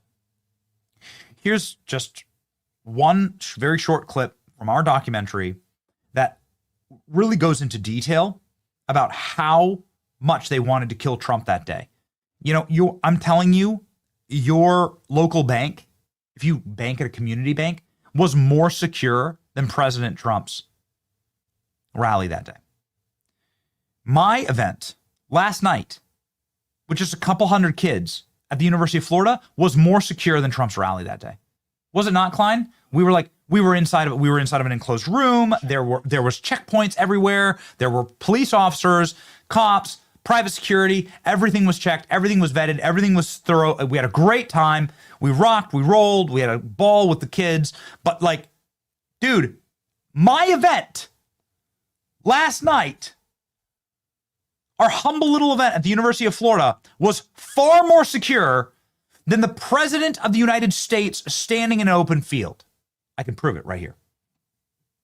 A security dead zone is an area at an event where the general public can enter and exit without ever being screened by security. Did you know that there was a 3-acre security dead zone 80 yards away from President Trump with clear line of sight to the stage that conveniently happened to be right in front of the AGR manufacturing building? The chaos that this security dead zone created allowed for Thomas Crooks to scope out the building with a rangefinder and eventually climb up to his sniper's nest and shoot President Trump. So anyone carrying any bag or anything could have walked right up to this fence line. Oh, yeah, they were all in it. And if you look at where that orange flag is on the ground, I mean, that's essentially the stage area. Any person, let's just assume that person is a paramilitary trained individual with terrorist connections who walked across our southern border. Just for worst case scenario, any group or anyone could have walked right up to this fence line and been how far away from the president? Roughly from here. What do you got? 100 yards? You've got a backpack with a concealed collapsible that you set down, unzip, and pull from here. You're 100 yards. And what's to stop 15 men from doing that? Nothing. And at the same time? That they could have parked on the side of the road, walked that back path by the water tower, and come straight to this point, and you're 100 yards without even have ever touched a security element. There are plenty of people who are willing to die to take a shot at the president, no matter who the president is. That's right. President Trump's particularly high value target. Right. There's no doubt that there would be 15 men with terrorist associations in the country right now. Well, I think that if you look at the 400 plus who's crossed our open borders on the known terrorist watch list, I think that it's very self-evident that we all know that they're here. It's just a matter of if and when. What are we even doing here, man? It makes me fear for Trump's life every single day, honestly. What they were able to pull off here, it makes me fear for his life every day. I don't know exactly who. It'd be Sean Curran. I hear that he's good. He's in charge of the Secret Service now. But man, just pray for President Trump. Pray for President Trump through all this. It has been just wild to watch. I can't help myself. It's just one. Can't help myself. Just one more, ladies and gentlemen. It's just something that is utterly inconceivable to me that we found when we were there in Butler. The Overwatch collapse here. It is despicable. Having the high ground is the most important element of any fortress It's why castles were built. It's why turrets were built. It's how Obi-Wan won against Anakin. Here we go. The assassin would have been easily identified and tracked with modern Overwatch capabilities. Yet drone technology was not used by the Secret Service and was turned down when locals offered. This is why Crooks was hard to follow on the ground and on the rooftop. But even without drones, the shooter could have easily been neutralized by correctly positioned sniper teams. The water tower in Butler is a point of great controversy, not because there was a shooter there, but because there wasn't. Why was there no sniper team positioned as Overwatch on the highest point in the entire county during the Trump rally? Anybody even get up in that water tower to check lines of sight, angle? Again, look around you guys. It is the highest point on this entire observation point on this entire property. Did anybody even get up and, do a site survey on that water tower? Our drone footage of the water tower shows what a perfect location this would be for Overwatch. This simple graphic shows how easy it would have been for a sniper positioned on the water tower to have tracked, engaged, and neutralized Crooks before he ever got a shot off on President Trump. I don't have a security background. I've never been in the armed forces. I've never been in law enforcement. This is like the simplest. My 3-year-old could understand this. They do, by the way. You ever watch kids play? They're constantly seeking out the high ground in order to attack their siblings. How stupid are we, man? So I don't know, man. It's looking to me like Thomas Crooks was groomed.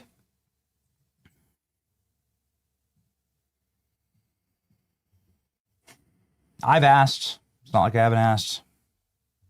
I've asked. I've got nothing. I've got nothing. I have been told that the FBI has an enormous amount of evidence that hasn't been released and that is being held up. For what exactly? Unlike in Charlie's situation, there is no trial. There is no one in handcuffs in a prison cell. There is no one in one of those like little, jackets they put you in, like awaiting trial with his lawyers arguing this and that. Nothing. This is what happened. It is on camera from 50 different angles. We do see the shooting from 50 different angles. You can see everything that's happening that day. And now they're either hiding or destroying evidence. And why would they do that? If it was just a lone wolf douchebag. If it was just some douche, it's the last thing I'll say on it. It's the last thing I'll say on it. I know. We spent the whole show on this. I do obsess over this. If this was some loner douche, even if he had turned against Trump, right? He suddenly becomes anti-Trump. He was pro-Trump, then becomes anti-Trump. If this was some loner scumbag, and he really did just luck out that day, why conceal all the evidence? Why destroy all the evidence? Just out with it. Oh yeah, here he is talking in his stupid Discord, and here's his dumb jokes, and here's his comments, and here's everything. It's a huge security failure. I'm going to resign. She's going to resign. That's too bad. We fall on our, we fall on our swords. We get hoisted on our petards. It's a failure of all of us because this absolute, douche nozzle was able to come through and get a couple shots off of the president. And we failed. Here's all the evidence. Here's who he was. Here's what's going on. Here's the toxicology report. The only thing he did was hit a vape every once in a while. Why not do that? Why not do that? Why delete the Wayback Archives? Why go into the archives of the Wayback Machine and shut them all down? You know how powerful you have to be able to do that? Do you know how connected you have to be able to wipe someone from the internet? To not even have the Wayback, if I tweet something stupid, a photo of my foot or something, like my kids sometimes grab my phone, they put something up, they pound the numbers and that go, that's all logged. Everything I ever put up is logged. Everything. Delete it. Doesn't matter. It's logged. Except for Thomas Crooks. he gets protected and wiped clean. Who has the power to do that? Exactly. The final thing I'll say on this is then why? Why? What are you hiding? The dude got yeeted. He got his head blown off. And so what are you hiding exactly? That guy, his school teacher, school counselor parents, lived in this little home, in Butler, Pennsylvania. What exactly are you hiding here?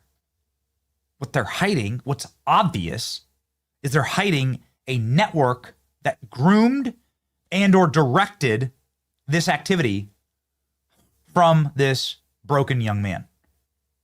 That's what's being hidden. And if I'm wrong, which I have been before, then prove it. Release everything.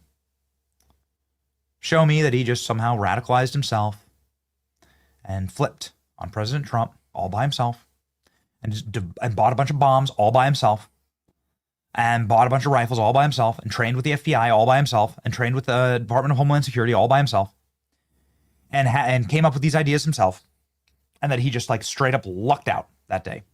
Last thing I'll show you, and you should burn this into the back of your skull like I have. Burn this in the back of your skull, the image of him on his phone.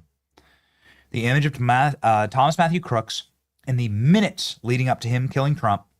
I'm sorry, him killing Corey Comprentor and nearly killing Trump, hitting Trump in the head with a bullet.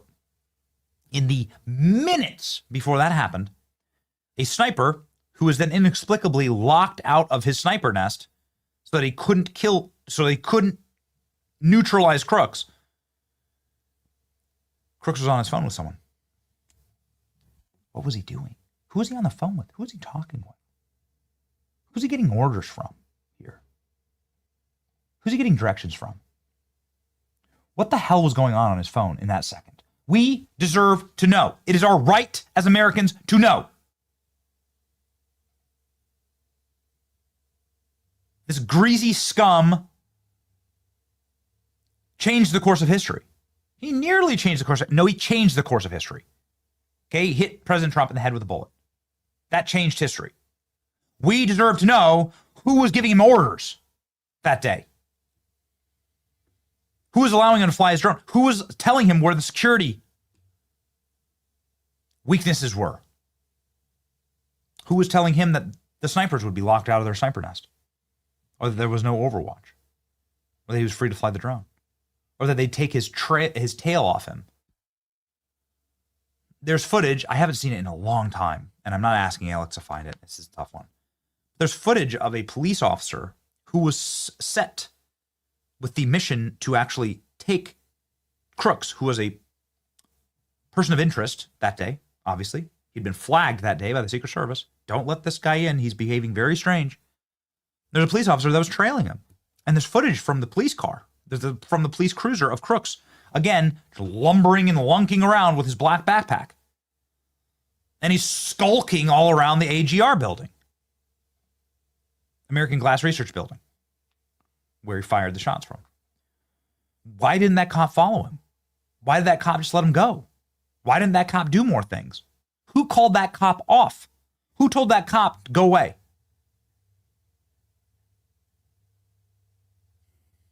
Who canceled the investigation into the J6 pipe bomber? Same person, I'm sure.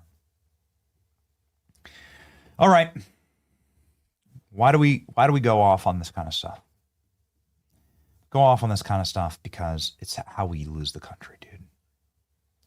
I'll just say it. I'll just roll it up I'll roll it up like this. I'm no doomer. I like a white pill, I don't like dooming on the audience, black pilling the audience.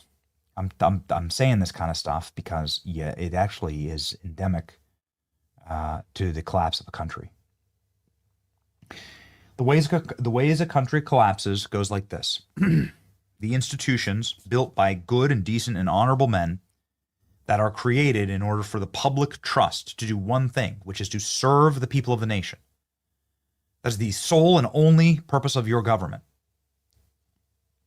Those institutions slowly get eroded. People stop believing in them. Those institutions, which are properly formed the architecture of which point up, obviously, in our country to a God and a higher power, the people who overtake those institutions start believing they're God. They start acting like gods. They believe that they're in charge of truth, that they answer to no one. They don't answer to a higher power. They don't answer to us, the American people. They believe they can do whatever they want. John Kennedy, he becomes inconvenient, murder him. Trump, he's running, he's a threat to our power, murder him. January 6th, stage a riot, plant fake bombs, lock everyone up, deny the National Guard. We need a terrorist event. Well, the right's not violent, but we need a terrorist event. Okay, we'll make one up with Gretchen Whitmer. We'll create the conditions for terrorist events throughout the country for my entire life, which they've done, by the way. And they've never apologized for it. We'll lie to the American people about weapons of mass destruction in Iraq. And we'll constantly and further erode the faith of these institutions by raiding President Trump's house at Mar-a-Lago and allowing, even after Thomas Crooks takes potshots at the president, another deranged lunatic that was clearly under the control of the CIA and foreign governments based on his neurotic obsession with Ukraine and his travel to Ukraine and his usage of Ukraine warfighting methods. We'll let this guy also try and kill Trump. We'll let it all happen. Those kind of evil people that think like that, they take over the government institutions. Those institutions get corrupted so much that no one can believe anything that's coming out of them, and we lose all trust in our society. We lose trust in the things that bind us together. If we lose trust in our government, what else is left to bind us together? Well, a common heritage, a common religion. Well, we don't have that anymore in this country. They've whittled that down to nothing as well. It is the practice of atomization. Diversity is our strength. Bullshit. No, strength is our strength. Diversity is not your strength. Diversity is not your strength in your marriage. It's not your strength if you take an Uber somewhere and the guy doesn't speak English. It's not your strength with Mohammed as your DoorDash driver. No, it's not. They atomize everything. They're like grinding it all into the ground, and then you have nothing left in common with your fellow man in your country. You don't trust your government. You don't believe the elections are real. You don't believe any of the numbers are real. You don't believe any of the data is real, and you isolate and then you atomize. You can create the environment for a civil war, which is, of course, what they were trying to do by killing Trump. You create the environment for sectarian violence, for full and complete and total state control. You come in and then you seize, you undergird all of those things. You create the circumstances for mass government, for mass totalitarian control. It's happened before in history. It's happening here right now. And of course, the final leg that they kick out is open immigration. Flood the country with third world masses that come in and change the culture forever, that no one trusts, that behave criminally, that agitate, and that then oppress, eventually rise up and oppress the natives and heritage members of that nation who had gotten fat, happy, lazy, slovenly, and had lost all trust in the institutions anyway. And that's how you topple a good and well-founded nation. It's happened in Rome. It's happened in Greece. It's happened in micronations all throughout, and micro-empires all throughout human history, and it's happening here right now. And so I spend all day on this and obsess over this in Butler because it is a marquee moment for the federal government to say, you can trust us. We believe that you can handle it. You're big boys. Same thing with Epstein. Oh, no, honestly, same thing with Epstein. It's the same thing. We believe that you can handle it. So we're going to give you all of the information. You may not like it. You may hurt your feelings. But yes, Thomas Crooks was being groomed and mind controlled by these dark and mysterious entities from either abroad or domestically. And yes, it was being funded by USAID the whole time, or whatever. Yes, we did know Matthew Thomas Crooks ahead of time. We did nothing to stop it. The agents involved are now under federal investigation. This goes way deeper than you know. Here's all the available evidence. That's how you actually restore trust. You can't restore trust any other way. Absolute and total openness. That's how you restore trust in a relationship with your wife, your girlfriend. You have absolute and total candor. You don't lie to them. And most importantly, you don't continue lies, right? As you gain trust with people, you want to establish a perfect and clean slate where you're being totally forthright and they can trust you and you can trust them. So that's what we're calling for here. And that's why we obsess over these kind of stories, ladies and gentlemen.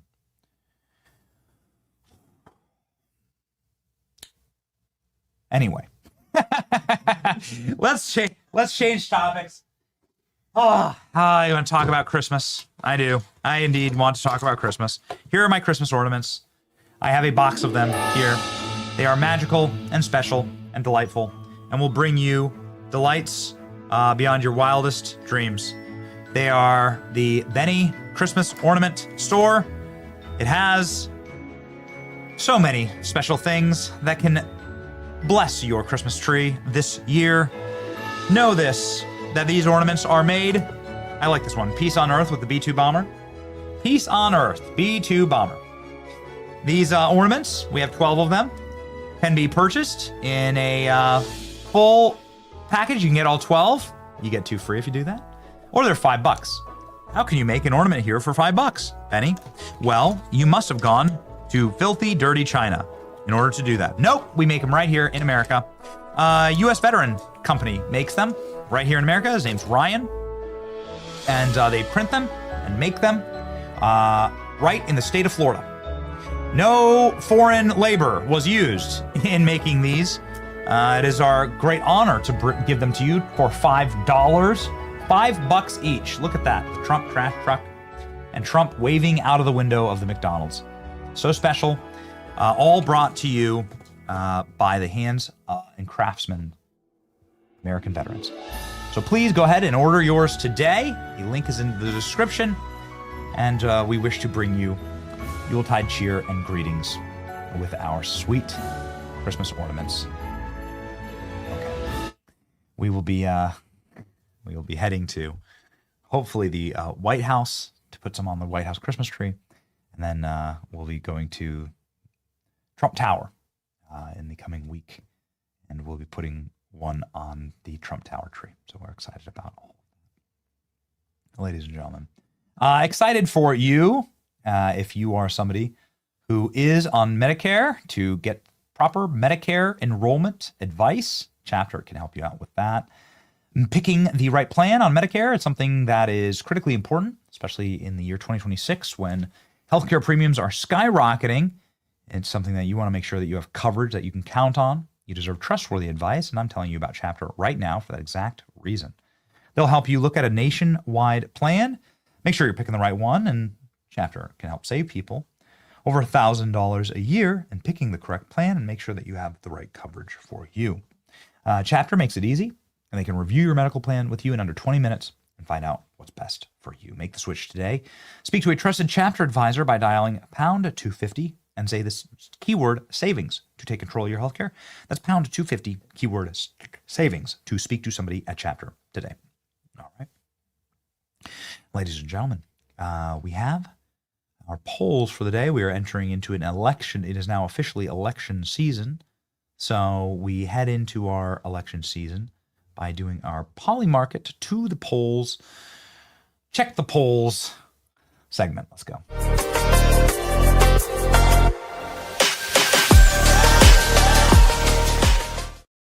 All right. Will President Trump and Putin meet next week? We'll see. What do the odds say here?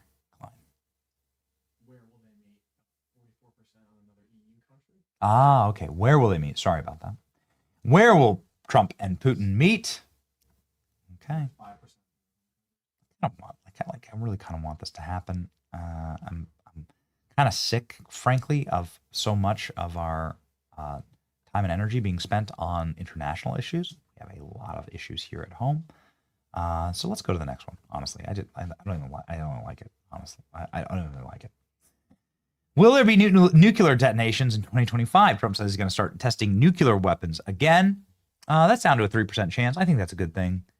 I want more nuclear power, not more nuclear weapons. But nonetheless, I understand President Trump as a negotiating tactic, talking about nuclear.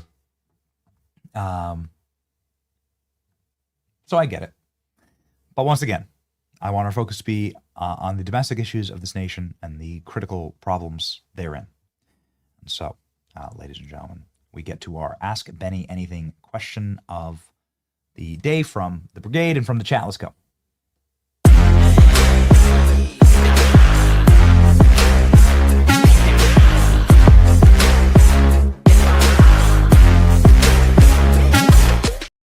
I love that.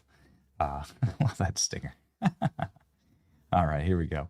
I have a question in regards to the Turning Point event at Clemson University. I live 30 minutes away and I really want to go. My question is, where do I buy a couple of tickets to show my support?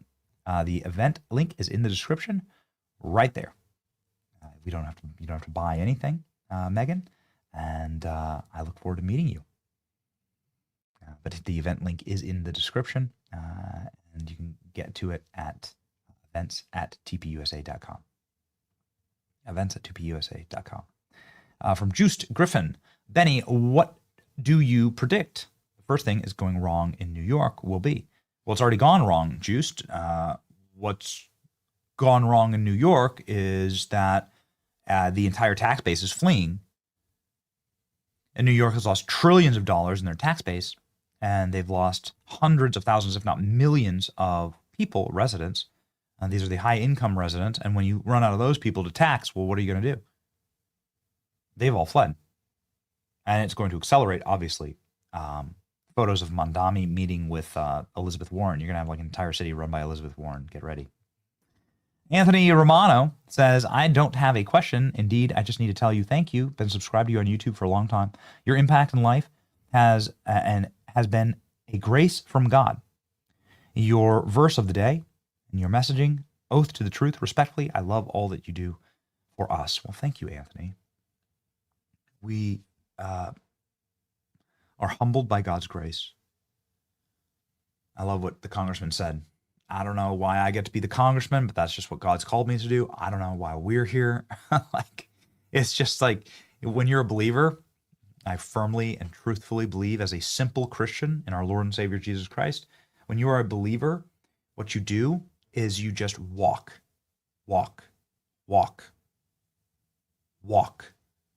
And God opens doors or closes them, sometimes gently, sometimes really harshly. And when things are opened unto you, God demands action. He demands that you continue to move in that direction, and that's what we've been doing. We don't know what happens next. We're excited for the future. There are a lot of really exciting things happening. I can't wait to share them all with you. But it's all because of you joining together in this chat, in this movement, and all of us fighting together to save the country for our kids. And that's what this is all about. The Trump assassination stories, the glorious election night evenings, and the battles that lay ahead. That's what this is all about. So now it's time to put the pedal to the metal, hit the bricks, and go do the work. And we're going to be there for you, and we're going to, we're going to fight with you, Anthony. It's a great honor to do so. Our verse of the day. Let's go. Speaking of Anthony Romano's, shout out to our verse of the day from Psalm 118. What a good psalm. It is the day that the Lord has made. Let us rejoice and be glad in it. The old Bible school, Sunday school song. It is the day the Lord has made. Let us rejoice and be glad in it. Ladies and gentlemen, we are glad. We're trying our level-headed best to just practice gratitude, and something that I think is probably the virtue in shortest supply in modern America, where neuroticism and envy reigns supreme. We are trying our hardest and our level-headed best to simply practice gratitude. And so let me say this. I rejoice in this day. I rejoice in what God is doing. I rejoice in our Lord and Savior Jesus Christ. I rejoice in this audience. I rejoice in the team at this company that makes all of this possible. That, of course, puts the show together, redlining virtually every single morning to make sure that we can deliver for you. We are 100% independent. We have no corporate donors or hedge funds or people who are own the company. We secretly own this company. No, it's us. You're looking at them. And behind me is a stacked group of incredible creators and artists and news junkies and autists who make this show happen every single day for you and makes the channels happen every single day for you. And as God is my witness, it is our honor to serve you every day in this space. And so go forth and have a wonderful weekend in this, the greatest country on earth, still, certainly gifted by God. It's your boy Benny. Let's go win. See ya. A new story has broke. We need to cover. Divert power to the thumb drive and load the meme cannons. Jerry, those memes better be good. They're as good as they're gonna get, boss. Danny, full power on the reactor core. I am giving it all she got, Captain. The thumb drive is ready, sir. Jamie, add Elon Musk.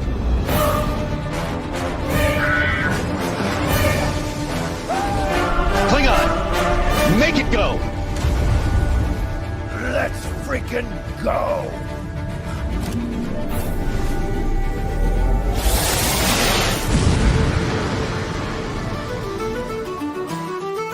The biggest ships in the sea, all owned by the oldest kings. And their dying legacy, media deal weeds.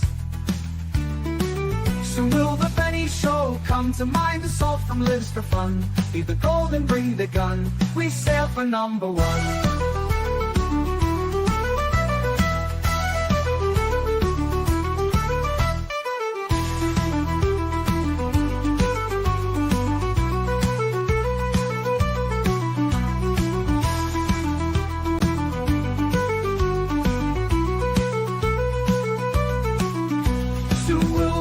Show come to mind. The salt from lives for fun. Leave the gold and bring the gun. We sail for #1. The biggest ships in the sea, all owned by the oldest king.